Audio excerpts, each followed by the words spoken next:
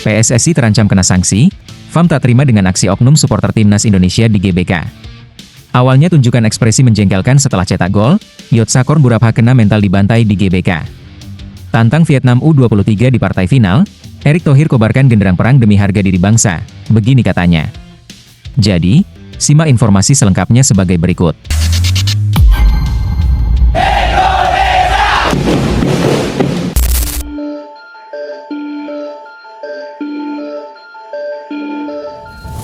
Ya, drama adu penalti kembali menjadi penentu nasib timnas Indonesia U23 di ajang Piala AFF U23 2025. Laga semifinal yang mempertemukan Garuda Muda dengan Thailand di Stadion Utama Gelora Bung Karno, berlangsung penuh ketegangan hingga akhir. Setelah bermain imbang 1-1 selama 120 menit, Indonesia akhirnya melaju ke partai final usai menang adu penalti dengan skor tipis 7-6. Di laga ini, pemain Thailand, Yotsakhorn Burapha, menjadi pemain yang paling disorot publik tanah air. Pemain yang identik dengan selebrasi patung ular tersebut menjadi sorotan, karena sebelumnya sempat membawa Thailand unggul lebih dulu lewat golnya di menit ke-60. Dalam merayakan golnya tersebut, Yotsakhorn Burapha juga menunjukkan ekspresi yang begitu menjengkelkan bagi para fans timnas Indonesia. Untung saja, keunggulan itu sirna saat Jens Raven menyamakan kedudukan lewat sundulan keras di menit ke-84, memaksa pertandingan berlanjut ke babak tambahan waktu dan akhirnya ke adu penalti. Dalam sesi penalti yang menegangkan, Yotsakhorn mengaku sebenarnya enggan menjadi salah satu eksekutor awal. Ia merasa tidak percaya diri dan menolak untuk masuk dalam daftar 5 penendang utama. Namun, karena adu penalti berlangsung panjang hingga 8 penendang, Yotsakhorn akhirnya harus maju. Dan benar saja, tembakannya ke arah kiri mampu dibaca dan ditepis dengan sempurna oleh kiper timnas Indonesia U23, Muhammad Ardiansyah. Saya merasa kurang percaya diri menjadi 5 eksekutor utama tendangan penalti, tapi saya harus menendang. Indonesia tampil bagus dan layak ke final. Saya mohon maaf untuk fans Thailand, ungkap Yotsakhorn Burapha. Meski begitu, Yotsakhorn menegaskan bahwa ia tidak ingin tenggelam dalam kekecewaan. Ia bertekad untuk bangkit dan memberikan yang terbaik dalam laga perebutan posisi ketiga melawan Filipina U23, serta di ajang kualifikasi Piala Asia U23 2026. Saya harus meningkatkan diri untuk laga perebutan tempat ketiga dan ajang lain seperti kualifikasi Piala Asia U23, jelas Yotsakhorn Burapha. Terlepas dari kegagalan Thailand, para penggemar sepak bola tanah air patut berbangga atas pencapaian Garuda Muda. Di bawah asuhan Gerald van den Burg, tim menunjukkan ketangguhan mental serta kedisiplinan taktik, terutama dalam situasi tekanan tinggi seperti adu penalti. Pertandingan ini juga memperlihatkan bahwa pemain muda Indonesia mulai terbiasa menghadapi laga-laga krusial dengan lebih tenang dan terorganisir.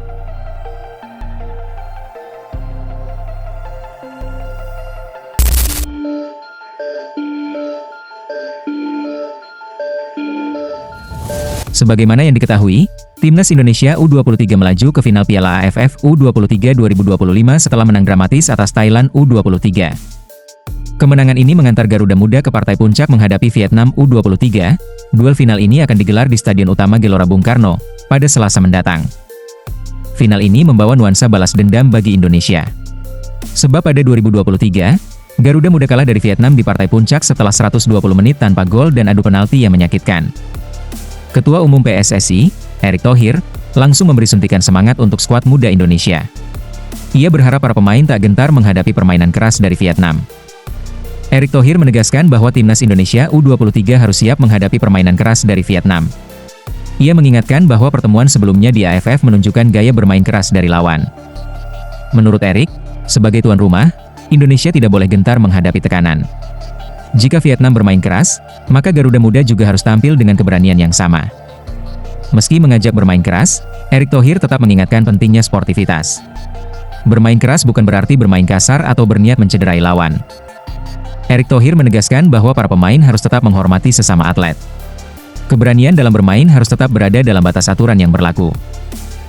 Ya, ini kedua kalinya kita ketemu Vietnam juga di AFF. Tapi saya yakin berbeda, karena di AFF waktu di Thailand cukup keras, kalau masih ingat teman-teman itu cukup keras. Ya, hari ini kalau mereka kasih keras, kita kasih keras juga. Kita tuan rumah di sini, jangan mereka injak-injak home base kita. Jadi, kalau di sana main keras, di sini kasih keras. Namun, bukan berarti mencederai, kita tidak boleh sesama pemain mencederai. Tapi maksudnya kita harus berani main keras juga, ungkap Erick Thohir.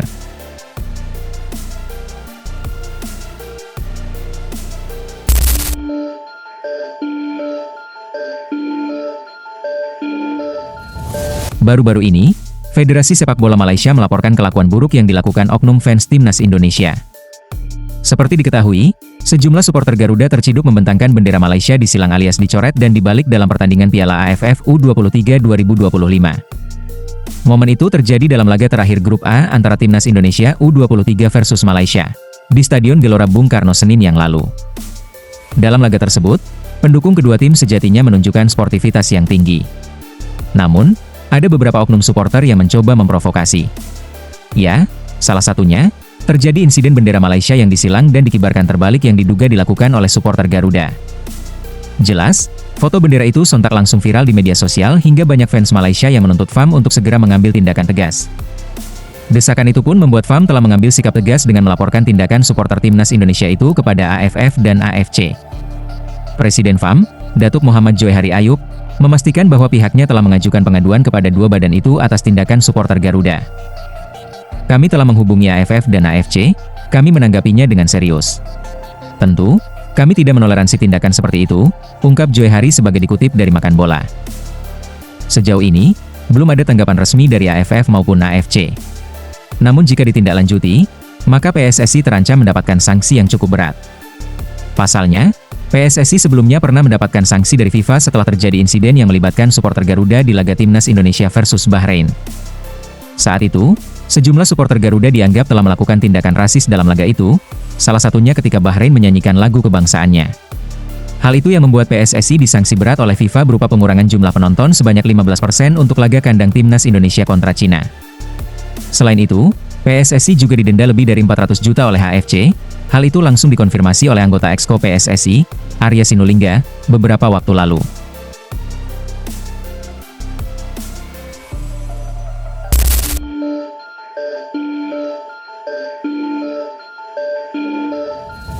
Kabar luar biasa datang dari bursa transfer Liga Italia atau Serie A.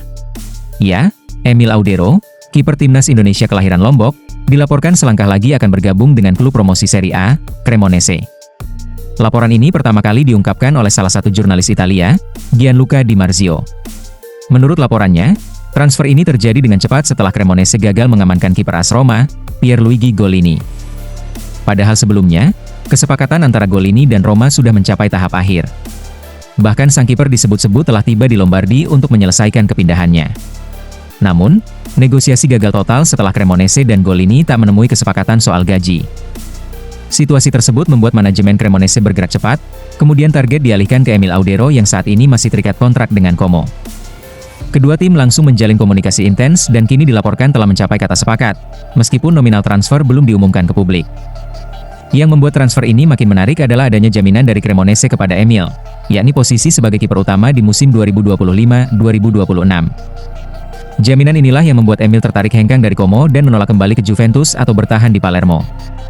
Sebagai informasi, Cremonese saat ini tidak memiliki kiper berpengalaman setelah mendatangkan 3 penjaga gawang baru di musim panas ini. Dalam kondisi ini, pengalaman Emil di Serie A bersama Juventus, Sampdoria, dan Inter Milan menjadi aset penting yang dibutuhkan La Cremo. Posisi sebagai starter di Cremonese sangat dibutuhkan Emil Audero untuk menjaga posisinya sebagai pilihan utama Timnas Indonesia. Setelah sempat kesulitan mendapat tempat di Como di bawah pelatih CSC Fabregas, Emil sempat dipinjamkan ke Palermo pada paruh kedua musim lalu. Di Palermo, performanya cukup solid, mencatatkan 15 penampilan dan 3 clean sheet yang membuat kepercayaan dirinya kembali pulih. Namun sayangnya, Palermo tak memiliki jaminan untuk menjadikannya sebagai kiper utama secara permanen. Oleh karena itu, tawaran dari Cremonese menjadi opsi paling realistis bagi Emil. Selain kembali bermain di kasta tertinggi Italia, ia juga mendapat kepercayaan penuh untuk menjadi penjaga gawang nomor 1.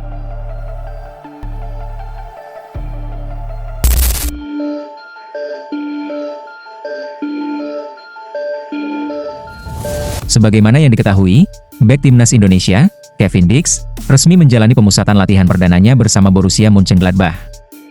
Meski sempat mengalami gangguan cedera ringan, Dix menunjukkan antusiasme tinggi untuk cepat beradaptasi dengan klub barunya. Didatangkan dari FC Copenhagen pada bursa transfer musim panas 2025, pemain berusia 28 tahun itu dikontrak selama 2 tahun oleh tim Bundesliga Jerman tersebut. Dix mulai bergabung dengan skuad Mönchengladbach dalam pemusatan latihan di Tegernsee, Jerman, sejak Sabtu, 19 Juli 2025. Namun, ia sempat menepi sehari setelah mengalami cedera ringan dalam sesi latihan.